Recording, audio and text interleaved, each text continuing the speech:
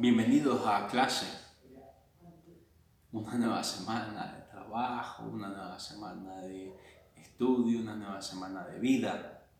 Le agradecemos a Dios que estamos vivos porque estamos en una situación bastante difícil.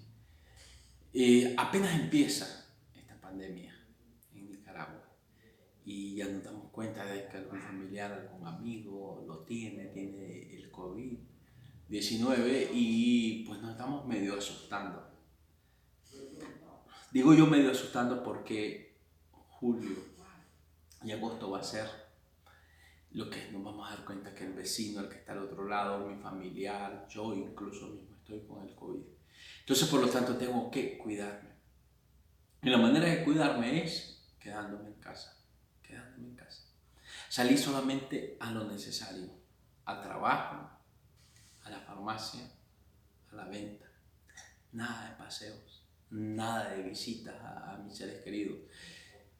Nada de asistir a algún culto religioso, al cine, a una fiesta, en casa.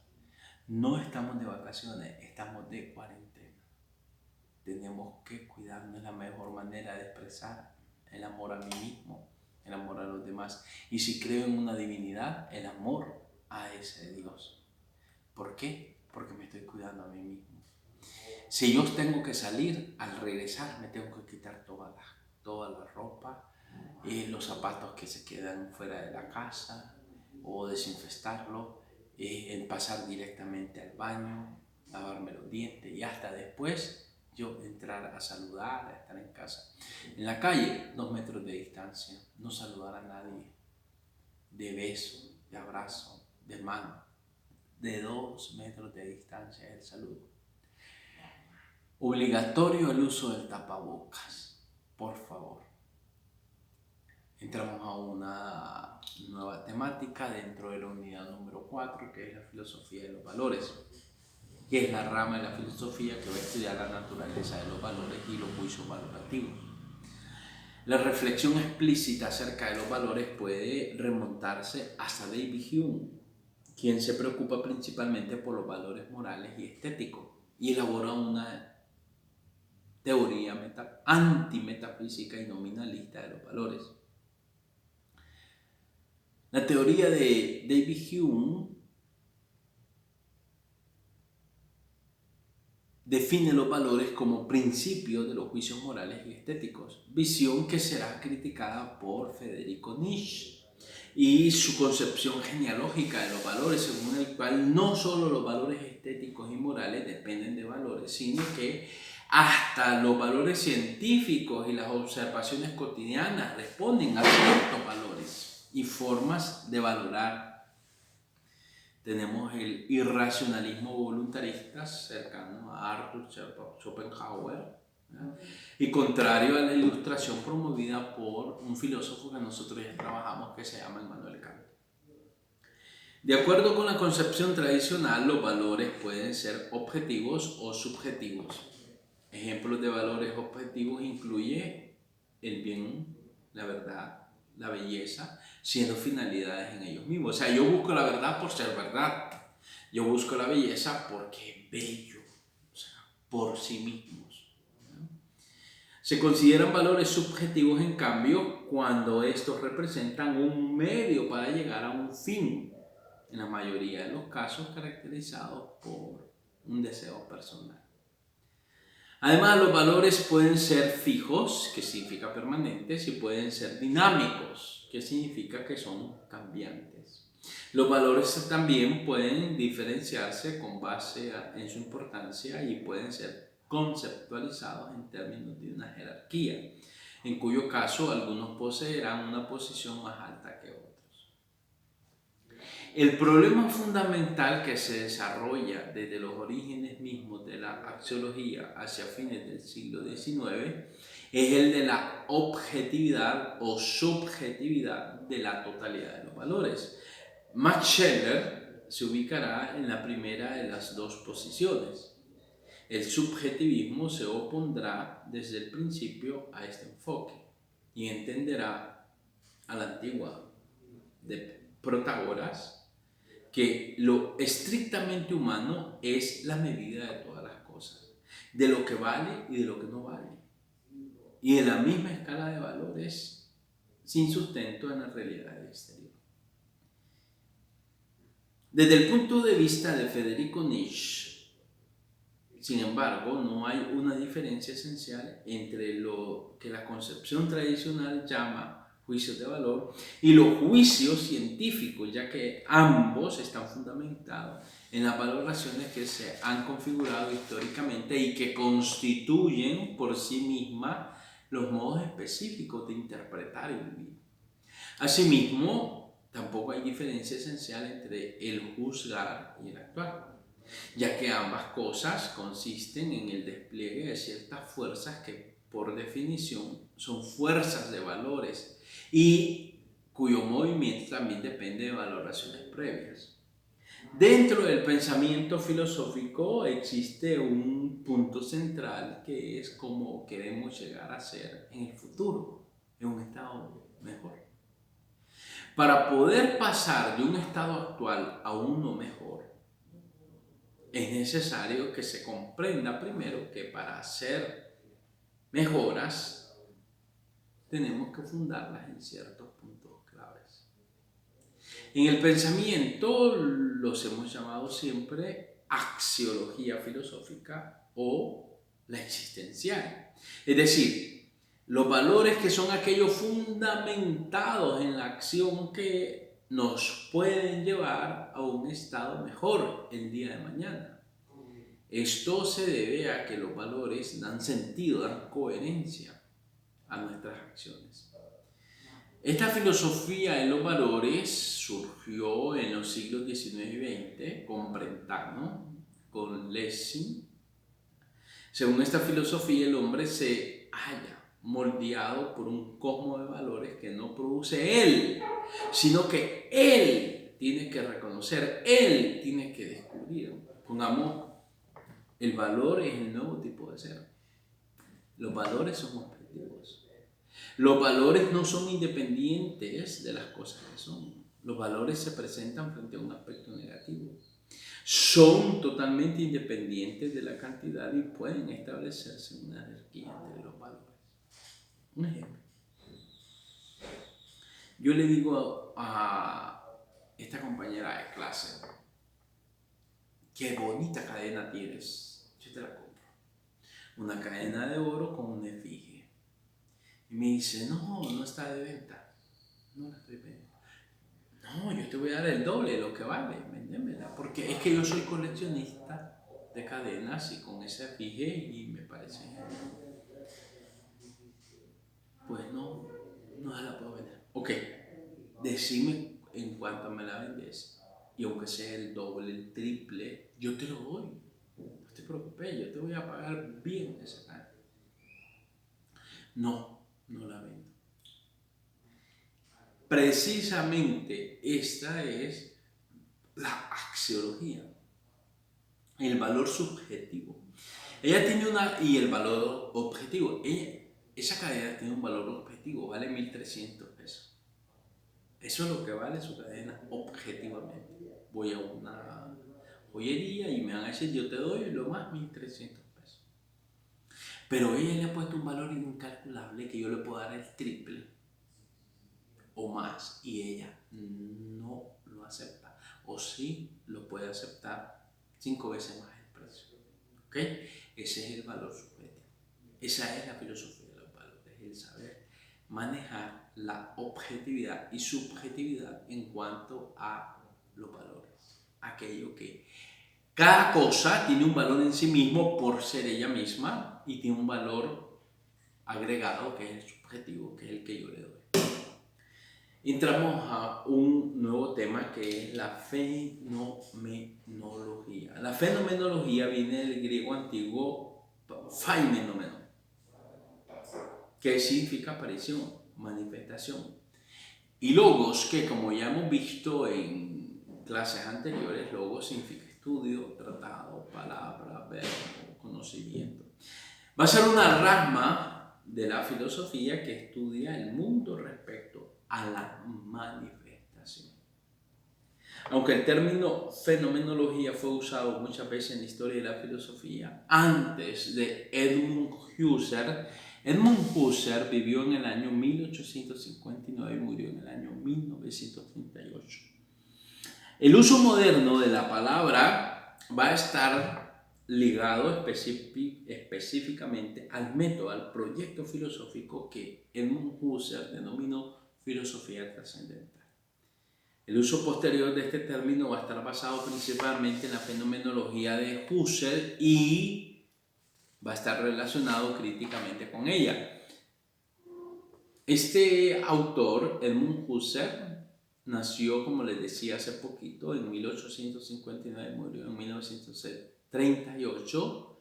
Este movimiento va a estar ligado a él. Y los representantes más importantes va a ser Alexander Pfander, que nació en 1870 y murió en 1941, Max Scheler, que nació en 1874 y murió en 1928, von Hildebrand, que nació en 1890 y murió en 1978, Martin Heidegger, que nació en 1889 y murió en 1976, Jean-Paul Sartre, que nació en 1905 y murió en 1960, y Maurice Merleau-Ponty, que nació en 1908 y murió en 1961.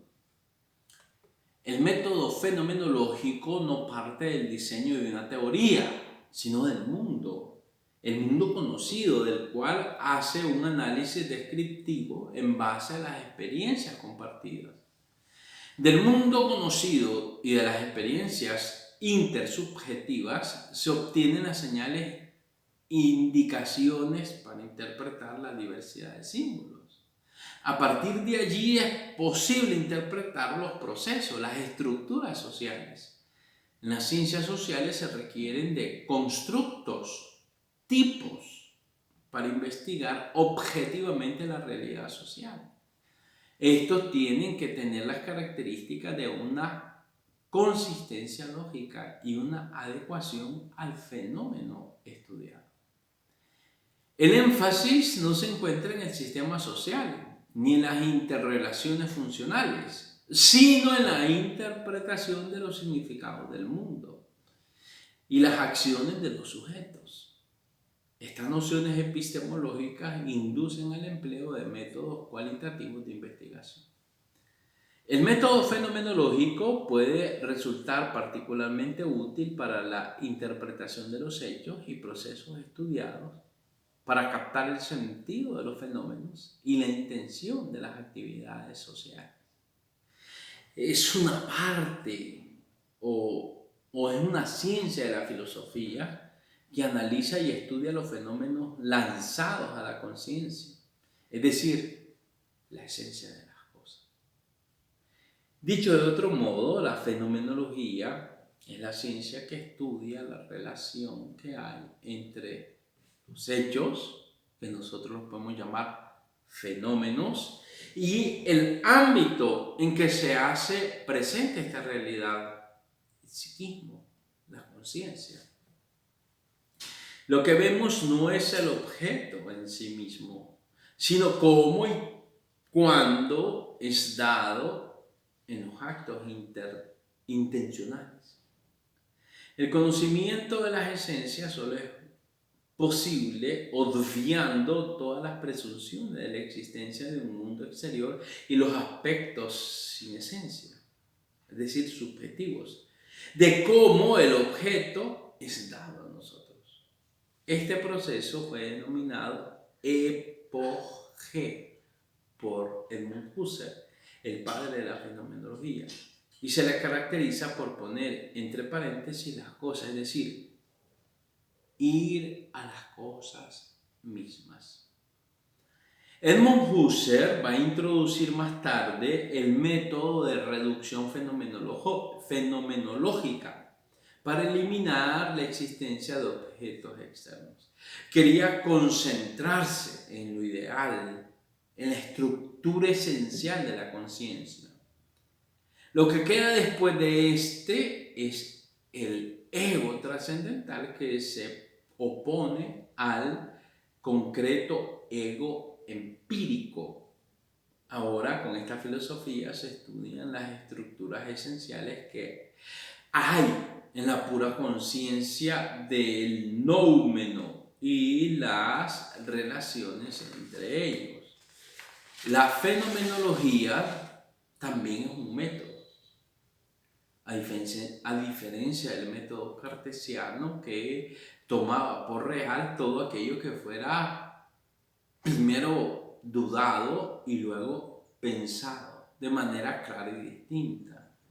El método fenomenológico toma por real todo aquello que es pensado de manera clara y distinta y puesto en perspectiva temporal. Así, hoy se habla de una psicología, una politología, una historiología fundamentadas explícitamente por el método fenomenológico y se trabaja en un desarrollo de las ciencias matemáticas y físicas, por poner algunos ejemplos. La fenomenología aspira al conocimiento estricto de los fenómenos. Esta última palabra puede inducir a errores, pues con frecuencia la utilizamos para referirnos a las apariencias sensibles de las cosas. Apariencias que no coinciden con la supuesta realidad que debajo de ellas se encuentran. La fenomenología no entiende así los fenómenos, pues para esta corriente filosófica, los fenómenos simplemente son tal y como se nos muestran, tal y como se ofrecen a la conciencia. La fenomenología es el estudio de la ciencia del fenómeno, puesto que todo aquello que aparece es fenómeno, manifestación. Avanzamos en nuestro tema. Bienvenidos los que acaban de unirse a nuestra clase. Vamos a ver ahorita lo que es el existencialismo. El existencialismo es una corriente filosófica que tuvo su origen en el siglo XIX y se prolongó aproximadamente hasta la segunda mitad del siglo XX. Los filósofos existencialistas se centraron en el análisis de la condición humana, la libertad y la responsabilidad individual, las emociones, así como también el significado de la vida. No se trata de una escuela filosófica homogénea ni sistematizada, y sus seguidores se caracterizan principalmente por sus reacciones contra la filosofía tradicional. Actualmente se consideran tres tipos de escuelas existencialistas: el existencialismo cristiano, el existencialismo agnóstico y el existencialismo ateo. En términos de la existencia e importancia de Dios, hay tres escuelas existencialistas. Tenemos el existencialismo ateo, que está representado por Sartre, el existencialismo cristiano, que está representado por Kierkegaard, por Dostoyevsky, Unamuno, por Gabriel Marcel, y el agnóstico, que está representado por Camus, por Heidegger. Esta última va a proponer que la existencia o la inexistencia de Dios es una cuestión irrelevante para la existencia humana. Dios puede existir o no existir. El problema, tan solo por tener una idea firme, no va a solucionar los problemas metafísicos del hombre. Se considera que el existencialismo se originó en la obra de Kierkegaard. Fue Jean-Paul Sartre el primer filósofo prominente en adoptar el término para describir su propia filosofía. Sartre propone la idea de que todos los existencialistas tienen en común la doctrina fundamental de que la existencia precede a la esencia, lo que significa que la consideración más importante para la persona es el hecho de ser. de ser un ser consciente, que actúa de forma independiente, que actúa de forma responsable. La existencia, en lugar de ser etiquetado con roles, con estereotipos, con definiciones, con otras categorías preconcebidas que se ajustan al individuo, la esencia, la vida real de la persona es lo que constituye lo que podría llamarse su verdadera esencia, en lugar de estar allí atribuido a una esencia arbitraria que otros utilicen para definirlo. El existencialismo va a tener sus antecedentes en el siglo XIX en el pensamiento de Søren Kierkegaard, de Friedrich Nietzsche, también, aunque menos directamente, en el pesimismo de Arthur Schopenhauer, así como en las novelas de Dostoyevsky. En el siglo XX, entre los filósofos más representativos del existencialismo, vamos a encontrar a Chekhov, Martin Heidegger, a Karl Jasper, a Jean-Paul Sartre, a Miguel de Unamuno, a Simone de Beauvoir, a Gabriel Marcel, a Albert Camus. Sin embargo, el existencialismo adquiere su nombre en el siglo XX y particularmente tras las terriblemente traumáticas experiencias que vivió la humanidad durante la Primera Guerra Mundial y la Segunda Guerra Mundial. Durante estos dos conflictos, que podrían ser calificados por una parte como casos extremos de la estupidez que puede tener la humanidad y por la otra, concordando con Hannah Arendt, como las formas en las que la violencia humana llega a su apogeo con la banalización del mal, surgieron los pensadores que luego se preguntaron: ¿qué sentido tiene la vida? ¿Para qué? ¿O por qué existe el ser? ¿O existe la libertad total? El existencialismo nace como una reacción frente a las tradiciones filosóficas imperantes, tales como el nacionalismo o como el empirismo, que buscan descubrir el orden legítimo dentro de la existencia del mundo observable, en donde se puede obtener el significado universal de las cosas. Entre los años 1940 y 1950, existencialistas franceses como Jean-Paul Sartre, como Albert Camus, como Simone de Beauvoir, se dieron a conocer escritos académicos o escritos de ficción que popularizaron temas existenciales del tipo de la libertad, de la nada, del absurdo, entre otros temas, ¿no? El existencialismo, de acuerdo a Jean-Paul Sartre, dice que en la naturaleza humana la existencia precede a la esencia, lo que para algunos es un ataque a los dogmas religiosos. Pensamiento iniciado por Aristóteles, concretado por Hegel, a quien ya estudiamos en aquella obra conocida como Fenomenología del Espíritu. Dice Hegel: si es cierto que el embrión es en sí un ser humano, no lo es, sin embargo, para sí. Para sí, el ser humano solo lo es en cuanto a razón cultivada que se ha hecho a sí misma lo que es en sí.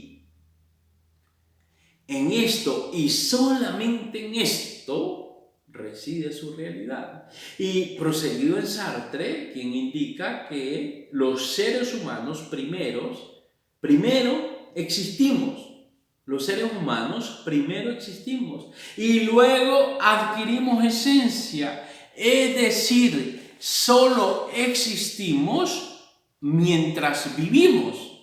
Vamos aprendiendo de los demás seres que han inventado cosas abstractas. Desde Dios, hasta la existencia de una esencia humana previa, el humano.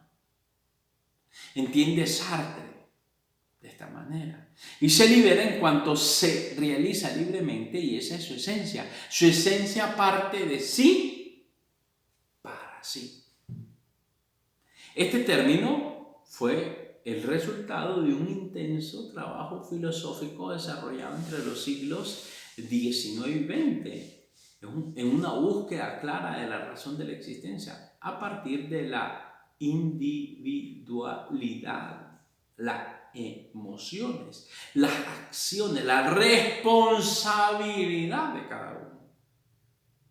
Se considera como padre del existencialismo al filósofo Søren Kierkegaard.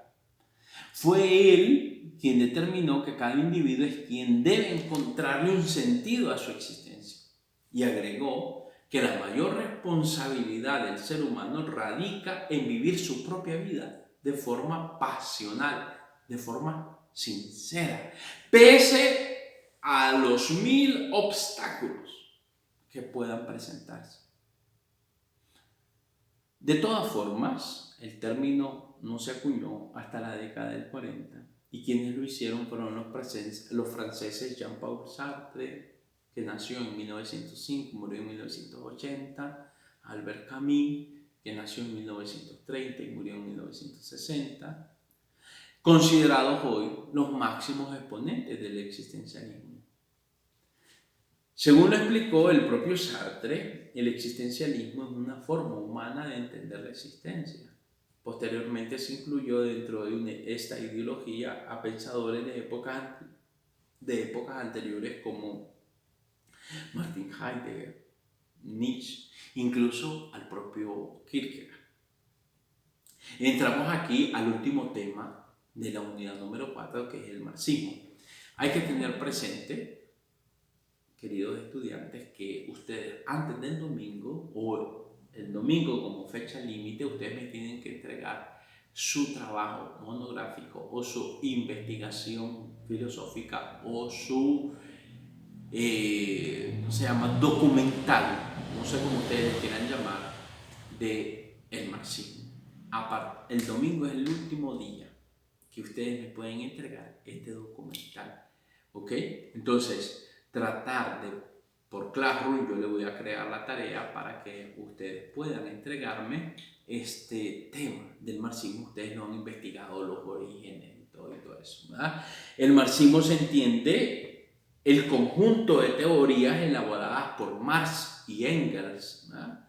Así como las aportaciones y posteriores reflexiones realizadas por sus seguidores, sobre las que se desarrolla un amplio movimiento social, articulado inicialmente en torno a las reivindicaciones revolucionarias del proletariado a partir de la segunda mitad del siglo XIX en Europa y a lo largo del siglo XX en todo el mundo. Nos afectó a nosotros el marxismo como tal en Nicaragua. Ello dio lugar, tanto en el ámbito teórico como en el de la práctica política, a distintas interpretaciones de la obra de Marx y Engels, por lo que puede distinguirse dentro del marxismo varias corrientes de pensamiento, de acción política, que es lo que ustedes me van a presentar en su trabajo. Los antecedentes, como las influencias que tuvo Carlos Marx, la manera como Carlos Marx pensó, lo que él vivió y cómo lo proyectó, dónde se realizó este proyecto marxista, o sea, qué implicaciones tuvo en el mundo Carlos Marx, y aparte también si fue viable o no fue viable, dónde se cumplió, dónde no se cumplió, si hoy es posible que nosotros podamos mantener un marxismo como tal en el mundo o en nuestra sociedad. Eso es lo que ustedes me van a presentar en su documental, en su trabajo monográfico o en su investigación filosófica. Lo van a hacer, ya saben, a mano. Me van a mandar el trabajo de él, testimonio de él, su trabajo me lo van a mandar como tal a mano a Classroom. Ahí les voy a crear la tarea para este domingo. Bueno, ya YouTube me está diciendo que debo terminar, pues solo me da media hora para que yo pueda subir este video. Nos vemos en unos momentitos, ¿verdad? En la siguiente sesión de clases para continuar con nuestro trabajo en filosofía. Entonces vamos ahorita a tomarnos un cafecito, a comprar una torta, unos tacos, algo rico para que descansemos y nosotros podamos, ¿verdad?, ya después regresar con mayor ánimo a recibir nuestra clase de filosofía. Nos vemos en unos momentos.